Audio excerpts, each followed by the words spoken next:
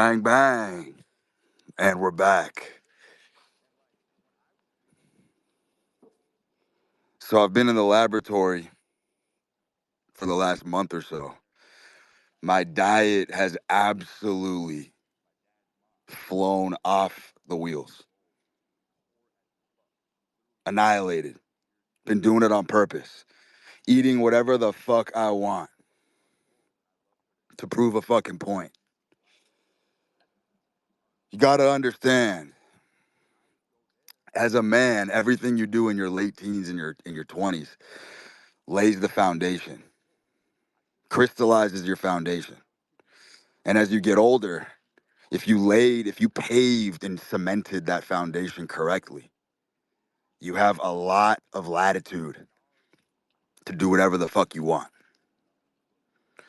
I have a monster, a behemoth of a fucking foundation to chew through. I was telling my boy today, I guarantee I could fucking live on Pepto-Bismol for fucking a month straight, and I guarantee you that I will find anabolic effects. And this is what the primal motherfuckers, it's the point has flown completely over their head, right? Because look, primal living, harking back to nature, is an instrumental staple on this corner of Twitter. Every fucking up and comer on this corner of Twitter is eerily obsessed with living primal, right? There is nothing primal, nothing about curating a perfect fucking diet. Nothing. Zero. It's the opposite. It's the opposite. You are on a fast track. Follow along and pay very close attention to what I'm about to say. If you are one of these dudes on Twitter who's always in search of the next molecule, the next hot supplement, whatever fucking methylene blue is, you, my friend, are on a fast track to the same type of lifestyle that the lame, the infirm, and the crippled live. Horseshoe theory. Because look, when a man is fully replete and a man is fully replenished and a man experiences the full felicity of being fucking happy, satisfied. There's a reason that adage is used as a pejorative term, fat and happy. We all know that that is the first pillar. It's the first omen of an empire that's about to crumble under the weight of its own legs. You never, as a man, want to be fully healed. You never, as a man, want to be fully fucking replenished. You never, as a man, want to be fully refreshed. Maybe on your deathbed, maybe you can call these elements into play on your fucking deathbed. Real primal living, my friends, is zigzag. It's chaos. It's chaos. These ancestors that you all recall, that you're fucking obsessed with, that you constantly fucking put in the bibliography of every fucking thread that you write. You guys understand these motherfuckers did not have unbridled access to the kind of fucking nutritious health foods that you guys have, right? You understand that in the fucking jungle, in the wilderness, which is where a lot of you motherfuckers wish to be, you understand that chaos really, really took hold. And that there were weeks where there were no big game to be speared. Motherfuckers would have to go down into a ravine and chew on fucking reeds. Chew on fucking reeds down in the ravine. You'd have to fucking rappel into a fucking gulch at times to sip some fucking piss-laden, rodent-infested cave water. You know what I'm saying? And here's the thing. Here's the crux. Because these patterns of not having access to perfect nutrition, not having a perfect profile daily, these motherfuckers would wake up and struggle because it's endemic to nature to struggle, to figure out where their next meal was coming from. That, my friends, was the genesis. That is the progenitor of a perfect hormonal profile. It's in the deficits. It's when a man psychologically is in terror and slight petrification that he might not get fucking bison meat tomorrow. That whole psychological instrument whips a man up into a frenzy, which stirs up a lot of psychological forces that sharpen his edge. And these optimizers, these guys who have 40 grass finished ribeyes in their fucking refrigerator, and they think that they're clever. They think they can biohack the rhythm, the cadence of nature by fooling and tricking her into thinking that you're actually doing an intermittent fast, when in your hind brain, in the reptilian brain, you know goddamn well you ain't hungry.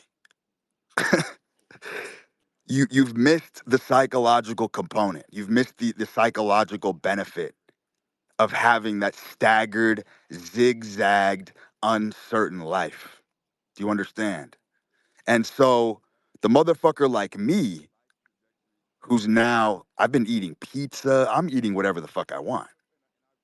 My body is 100% panicked right now. It's 100% panicked. I've thrown it completely off what it's known my whole life, but it's done instrumentally. I am running a more accurate simulacrum of what it's like to be in nature than any of these barefoot walking motherfuckers who think they're grounding, but you're walking on your vinyl flooring in your 1-bedroom studio apartment. Nothing primal about that, my friend. When you fill your cup to the brim of perfect health and you are in constant search and agony for having the perfect nutritional profile, you are closer to your deathbed than the cancer patient. Do you understand where I'm going with this? Because look, your ambition, your ambition, the fire in your belly, what catapults men to the top, what makes men industrious, and what keeps the fires of ingenuity constantly cackling and kindling is deficit. And when you plug up all the holes and you fix every deficit in your life, you can extrapolate this emotionally as well. The motherfucker who does all the self-help work in the world and heals all of his trauma now does not have a grain of motivation to go make anything of this world. Do you understand? A healed man is a broken man.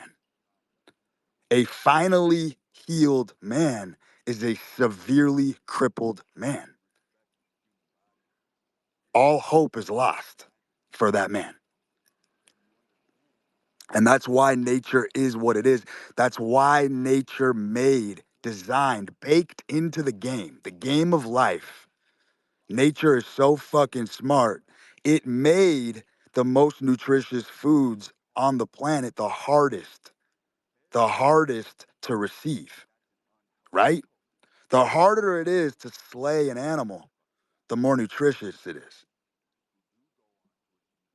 Do you guys understand? Nature is fucking genius. And it made all the malnutritious foods, the foods that don't build muscle, the foods that don't fuel the brain, the foods that don't propel your lipids. It made them so easy to acquire. Scale a tree, fucking pick an apple, walk down to the fucking ravine, grab a fucking stash of fucking onions, whatever the fuck. Do you understand? Easy to acquire food is not nutritious. Hard to acquire food is extremely nutritious. Now you can extrapolate this into the game of life until kingdom come, and a lot of answers that are eluding you will come to the forefront because that's how it works. You don't want perfect health as a man. You want to get to like 90%. And that other 10% where your body is hungry, your body's maybe missing something that it fucking quote unquote needs. That's what makes men ingenious. That's where the artist is born. That's where talent springs to life. It's in the crevices of the deficits. So these motherfuckers on Twitter who are flaunting their fucking perfect health profiles, have you noticed that none of these motherfuckers are doing anything cool? Because when a man is perfectly happy and content and healthy, like I said, your natural instinct is to fucking recline in the sun and do nothing. And do nothing. Capitalism wasn't born by these types of motherfuckers. Let's take a little fucking stroll through history. Look at these fucking generals that you guys venerate and revere. Look at fucking General Custer. Look at all these fucking General Patton. Look at these motherfuckers. Look at their build. Look at their fucking physiognomy. They're fucking sinewy, lean motherfuckers wearing buckskin coats, fucking barking orders on the fucking battlefield, rattling sabers. And these motherfuckers had major deficits, major fucking strife, turmoil, food shortages, fucking provisions wouldn't come on time. Yet the physiognomy would fucking bedazzle you looks maxing motherfuckers today, right?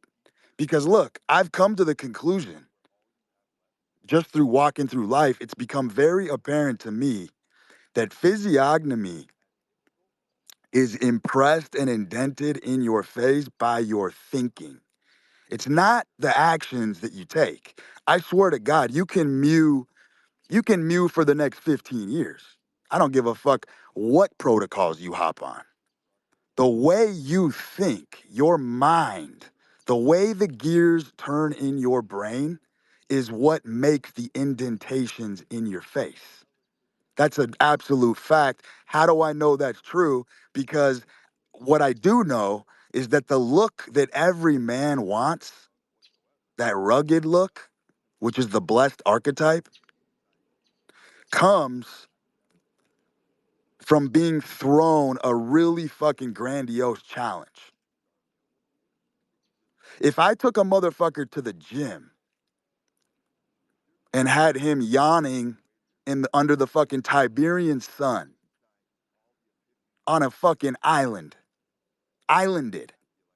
fucking macheteing coconuts, plentiful access to abundance. All he had to do was lift every motherfucking day for years, living on a fucking island. Everything is fucking given to him. He has a perfect fucking setup. If I conducted that experiment and put a motherfucker on an island under those pretenses, and I took another motherfucker and I said, hey, buddy, for the next 2 years, you're not going to the gym. You're not doing any health protocols. What you're going to do is you're going to crack Da Vinci's code on a business challenge and you're going to go in the trenches and you are going to put your guts on the line. You're going to put everything in your soul on the line to make this business come true, come real. Now, I guarantee you, and I will bet your weight in gold that the motherfucker who undertakes the psychological business challenge comes out in 2 years with far, far more sublime physiognomy than the dipshit on the island pumping fucking weights doing nothing. Guarantee you, the indentations on the face, the impressions, are more widely respected by the motherfucker undergoing the psychological challenges. It's physiognomy is all psychological. How do I know that? Because all you motherfuckers that cite phenomenal physiognomy on Twitter, they're all fucking interesting thinkers. All the motherfuckers with good physiognomy are interesting thinkers. It's no coincidence. And the motherfuckers who look smacks and on the aesthetics treadmill, they look like fucking faggots. We all know it's true. We all know it's true. You want to talk about how the mind burns calories. I see people citing the study that chess players are burning monstrous amount of calories in the inferno, in the metabolic inferno, because of the way they think. Yeah, that's the fucking focal point of every fucking argument right now. The mind is everything. The mind is everything. The way you think, how fast you can flip the switch. Can you improvise? Can you get yourself in a hole and dig yourself out? Where's your ingenuity? Ingenuity is everything. Everybody you respect is rolling the dice real hard, snake eyes, on fucking ingenuity. That's like the most self-aggrandizing trait on earth, is fucking just being industrious and resourceful. Extremely fucking powerful effects, metabolic effects, anabolic effects, from just being a quick, sharp thinker and exercising your mind. It's what separates everybody. Every motherfucker that you see, disparity. You guys think disparity is from the motherfucker who's 6'6" and a guy like Danny DeVito who's 5'2"? No, no, no, no, no. That's not the case. The real disparity, winners, losers, comes in how motherfuckers think. That's it. It's the entire battleground. That's the only battleground you should be interested in. You know the best way to sharpen your edge on the whetstone? You know how you get a razor sharp edge as a man? I'm going to tell you right now. It comes from knifing your way out of bad programming. And this is where the American school system has actually been an accidental boon to certain dudes that are cut from a certain cloth. Because the motherfuckers that were brainwashed in the school system growing up were so jaded, so benighted, so fucking frustrated with the system that it forced them to navigate the labyrinth and find a better way. That's why artists are born from great sagas of pain and suffering. Because pain and suffering and being unwilling to accept circumstances that have been imposed on you that you yourself did not want forces the human organism to start getting real fucking creative and start finding other avenues, other resources, other options.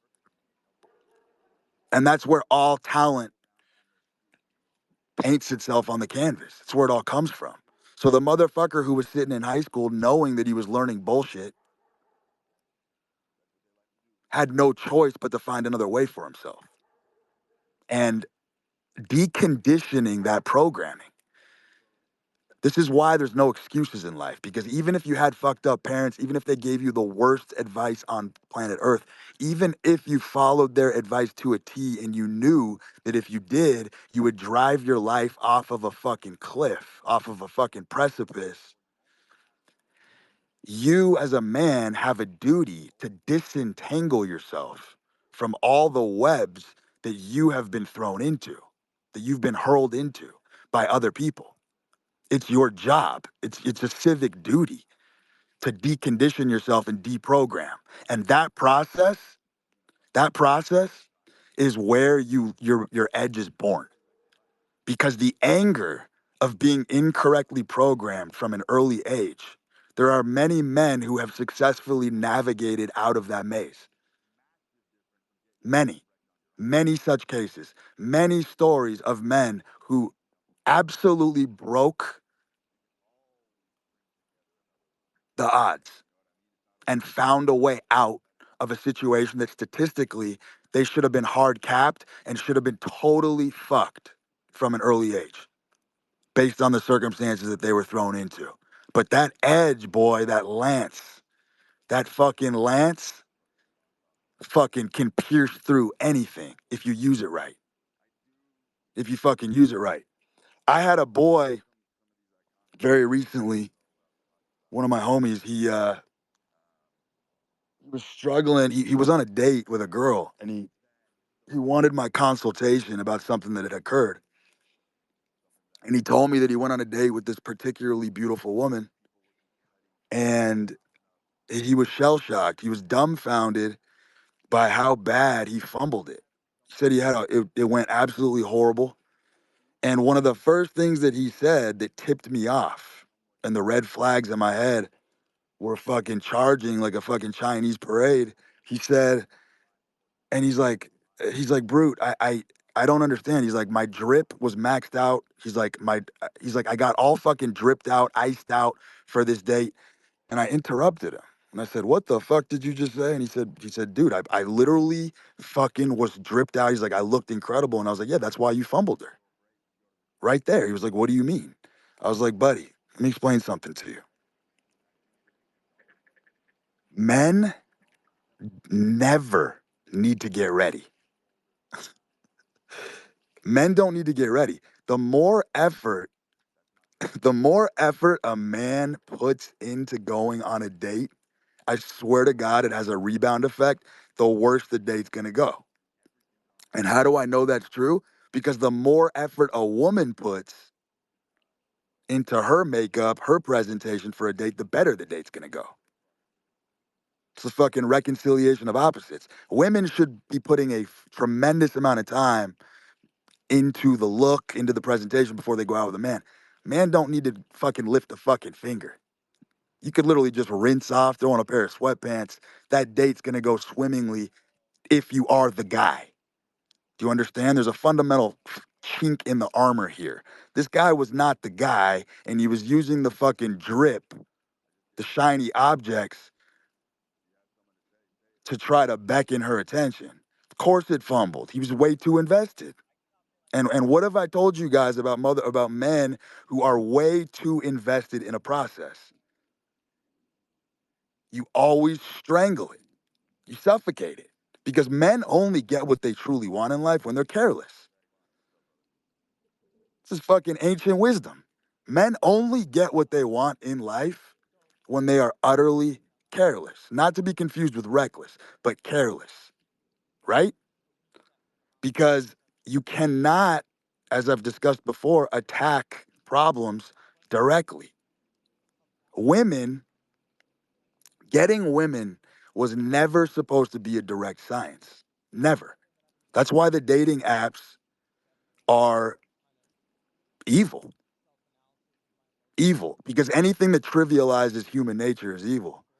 And the dating apps took out the divine benevolence of living a cool life and organically, magically bumping into a mate. That's the way it actually supposed to work. And when you make an incision and you take a scalpel and you flay the natural nature of things and you ablate them, it has disastrous consequences. Look at what's happened to the sexual marketplace. It's a fucking disaster because the serendipity, which is the axis in which the earth rotates. Look, the earth is dependent on chaos and serendipity. That's how you get the best matches of genes. A lot of flow, a lot of markets get severely interrupted and hindered when you take away laissez-faire. Okay? And it's more so true in interpersonal relationship dynamics. It's more so true when it comes to that type of shit. Because everything in interpersonal dynamics is extremely counterintuitive. Extremely. It's almost the exact opposite of what you've been told, and it's almost the exact opposite of what you've been taught. There's no rationality in interpersonal dynamics. There's no rationality in sales. You understand? That's why logic loses. Logic gets mauled. Logic gets mauled in interpersonal dynamics because you're fucking with the infrastructure of an animal at that point, right? love, emotions, shit like that. You're tinkering with that. And so of course, logic is your enemy in those scenarios. And so this guy wanting to hold on so tightly and impress the date, he had the wraparound effect. He sabotaged it on purpose. Sabotaged it on fucking purpose. Because men, and I want to emphasize this and I want to underscore and bold and italicize it because it's so fucking important. Men do not need to get ready for anything.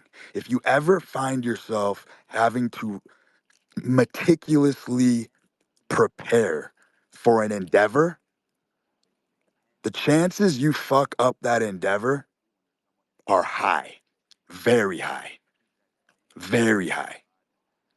I don't prepare to come on a spaces. I flip open my phone. You could wake me up groggy at 2 a.m., flip open my phone. I promise you I can riff for a couple hours on a spaces. Because everything I share here is coming straight from the fucking heart. It's already in me. It's already coursing through my fucking veins. There's no fucking preparation. I don't fucking need flashcards. I don't need prompts. I don't need any of that bullshit. It's in me, right? So that is the natural vertex state of man, is a man who's always ready to pounce, never has to get ready. And look, for you professional corporate motherfuckers, obviously, all right, you can fucking, of course you can fucking suit up your fucking blazer. Of course you can fucking adjust your tie. But the point still fucking remains. Shouldn't take you that long. Shouldn't fucking take you that long to get yourself primed and ready for a professional setting, is the bottom fucking line. You know what I mean? If I have to go to the gym in a robe and slippers, you bet your ass I'm power cleaning 330 in a robe and slippers. I am not dependent upon the external for anything. Everything that I need is within me. And until you get to that point, until you genuinely can say as a man, you've gotten to the point where you don't feel like you have to prepare, you are ready for anything. You are ready to execute, attack. You're ready to fucking defend. You're ready to do whatever the fucking play, whatever the moment dictates and whatever the moment calls for. The amalgamation of whatever's being thrown at you, you are ready as a man to fucking jump in your car and go. I'm telling you, it is the climactic state of man. Not tripping about your fucking hair and fucking combing this and looking this. Because I've said this before, and I'm gonna continue to fucking pound it through your thick skulls because it's a fact. I know how fucked up modern society is. And I'm telling you, the biggest reason is because men genuinely are obsessed with how they look. It is the number one problem. There's no refutation for this. It is the number one fucking problem because a man is designed by nature to operate through the world from the first person point of view, right? You're a flamethrower, you're an inflictor. So everything comes outward. You externalize things as a man.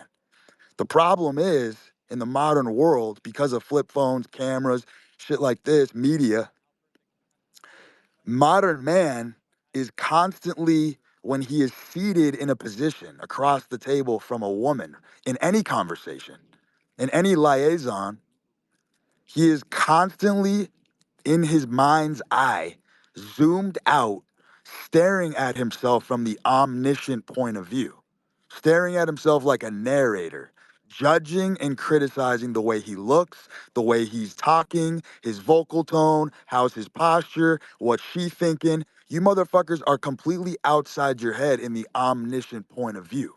And that is the bitch way to live. That's living life on your fucking knees. Man ain't supposed to live in the third person point of view looking down upon himself. Man is a first person creature, which means you bring forth what is inside you and you plunge and you pierce and you spear it outward into the fucking world. Massive fucking literary difference. Because at the end of the fucking day, let's be very real,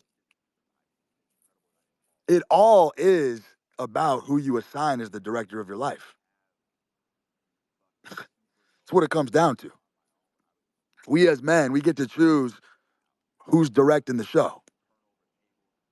You know what I mean? And you don't fucking, most of you motherfuckers have a morbid musical composition playing in the background for every little fucking thing that gets under your skin.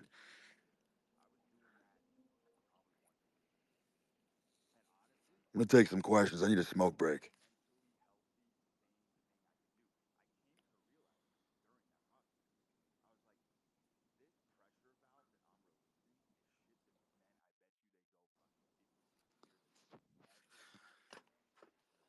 What's up, Lighter? Keep the pace, man.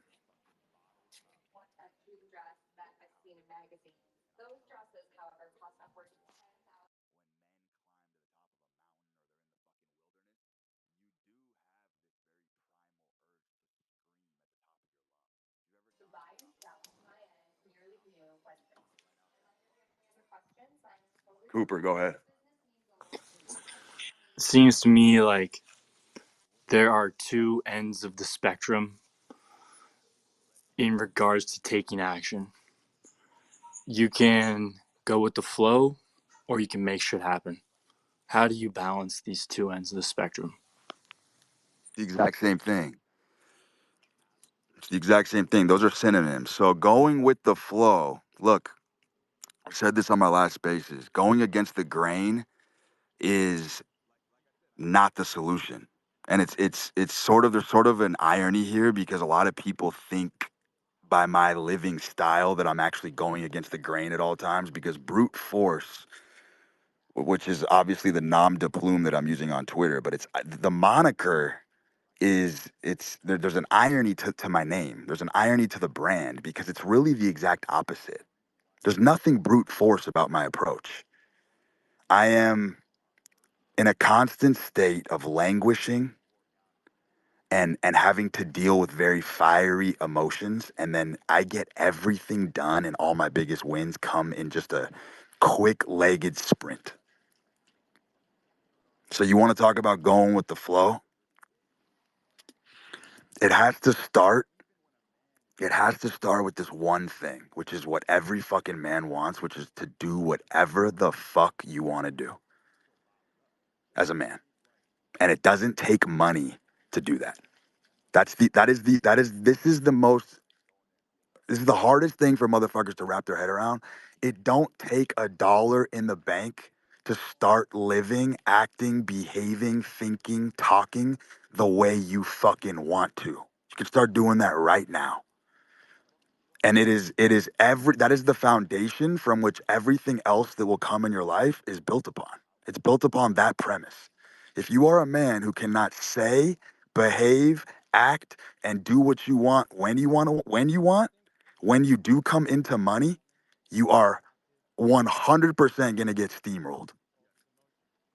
You're going to get rocked bad. And so I equate that with going with the flow, right? Because it's endemic to my nature, and I'm also doing whatever the fuck I want. And that is what opens the avenues and the doors and the creativity. Because when you do what you want, you're always going to find, look, as humans, you always are going to find what you're looking for. That's the secret. The secret to life is you will always find what you're looking for. You got a motherfucker who's always looking for people to be racist towards him. That's all he's going to see. All he's going to see, all he's going to run into, he's going to lock horns with racist people because that's what he's looking for. And so like that's what manifestation is. It's not really like a pataphysical, metaphysical concept. Manifestation is merely the idea that you are always going to see exactly what you're trying to find. And that's why morbid curiosity always gets punished. You know what I'm saying? Like and I'm going off on a crazy tangent here, but No, I like it. this is why I've always told motherfuckers, brother, you never need to hunt down answers. You never need to get the battering ram and the torch and start banging on doors for answers. Because morbid curiosity always gets punished. You don't have to go through your fucking girl's phone. I tell guys this all the time. You never go through your girl's phone. If you're a man and you live the way I'm telling you how to live and you kick back with your feet up The answers come to you. Yeah. The answers come directly to you. I don't have to wonder if someone's fucking playing me, if someone's being deceitful. It's gonna come. It's gonna come, and I don't have to lift a fucking finger to figure it the fuck out. And that's being in the power position, by the way. If a girl's playing you, trust me, last thing you want to do is go on a fucking witch hunt. Okay. Last thing you want to do, because you're gonna get severely punished. You're gonna find what you're looking for, is my fucking point, right? Yeah. And so this is where, as men, we actually do shape and create reality, because when you're not looking for it, look, I'm gonna say something that's gonna be hard to swallow. Motherfuckers might have to literally replay this segment a couple times to hear what I'm about to say. You have to be willing to let what you don't want to happen happen so it doesn't happen. I'm gonna say that one more time slowly. As a man, you have to be willing to let the things you don't want to happen happen so they don't happen. And so when you allow space for the things that you don't like to come into your life, it's incredible how they don't come in. But when you resist and you're constantly designing and curating an entire lifestyle around preventing from certain things to happen, it's a self-fulfilling prophecy. This is why I said every man is naturally governed towards falling into their deepest, darkest fears. Men will always self prophesize their deepest, darkest fears. You will conjure them and you will make them come true. Because that's how life works. Because of the very nature that you're scared of it, you're naturally going to be led and drawn towards having a grand finale confrontation with that thing. That's why the guy who's scared of being cheated on always gets cheated on. It's why the guy who's scared of losing his money always loses his money. It's why the carefree, misfit motherfuckers always win. Let's Because, go. yeah, go ahead. No, let's go. I like it. That's why we win. That's why all men win. Because it's the most incredible thing about life is, I said this on the other spaces, one of the most profound things I ever said. I said, as a man, when you are least receptive to a woman's love is when you're going to get the most of it. When you're saddled, when you're saddled and racked and your mind is falling apart because your mission is so powerful and you're so devoted and you're so dedicated to your mission, that is when you will have the most love and support in this world. And it's also it's also at that very stasis point where you will feel the most lonely. You will feel the most alone you have ever felt in your fucking life when you are the most loved as a man. And that is why heavy is the fucking head that wears the fucking crown. Because that's a fucking fact. We all know that feeling where we've been deeply loved and adored by people, and we just, for some reason, we couldn't fucking appreciate or hold on to it. It always felt like there was like 3 or 4 degrees of separation somehow. There was a chasm. And that is the single most grotesque paradox of life about the male experience is what I just said. All right. Anyway, brother, What do you think? I appreciate Hey, your last question. question though. Yeah, go ahead. What do you think about free will? I think it's an irrelevant question. I think the answer is impractical. I think you have to look at it as a multi-layered structure. So look, like I look at fate. It's very deeply layered. At the top, man is leading. But if you go a layer beneath that, it's his fate that's leading him. If you go a layer below that, he chose his fate. It's like it's just it's way too much of an onion. It's like you peel back so many fucking layers and layers and layers and layers. They're all interwoven and interlocked. So the answer is just totally irrelevant and impractical to the free will destiny question. But the TLDR on that is that it's a mixture of both. Peace. Thanks, bro.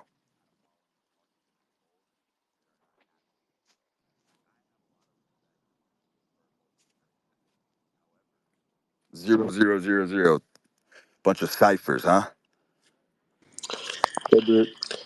Um, when it comes to rites of passage for men, heartbreak, moving out, figuring out how you're going to make money, do all men come across these things? And if they don't, are they doomed in some way? Do you have to go through these things to become fully aware of what they can turn you into? Yeah, it's mandatory. It's mandatory if you want to rest at the helm of the look. I've said this before, I've articulated this, and it's true. The best position to be in as a man is a man who cannot be fooled. A man who cannot be bamboozled. A man who sees everybody coming a mile away, sees every little fucking angle, who's seen it all. That is the most powerful man on earth. It's not a material thing. It's a psychological thing. And the only way to be a man who no one can pull the wool over your eyes, you're too slick, you're too sharp, you're too smart, you see it coming a mile away every fucking time. This is the ideal. You want to talk about male idealism? This is it right here. You can only achieve that by getting your heart stomped on and slaughtered thousands of times, right? Like playing life on hardcore mode instead of easy mode. That's why the truly primal man zigzags in his success. That's why the path to success is not linear. It's circuitous in many ways. It's jagged.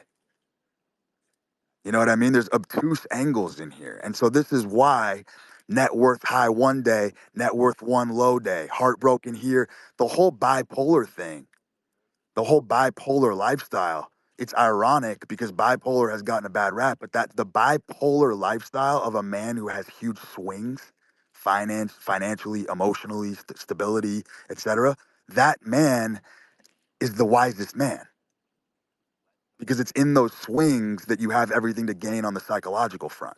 And as I've said before, all defeat is psychological until death. Bottom line, as a man, every defeat, every loss you will ever endure is 100% in your head until you die. And if that doesn't give you chills down your fucking spine, then you have fucking gynomastia. Because that's the most empowering fucking sentence you could ever fucking rattle off in your head. It's all psychological. Every fucking defeat you will ever face is all in your mind until you actually expire. Yeah. What a fucking beautiful concept. So it's not really defeat unless you accept it as that, pretty much. That a 100%.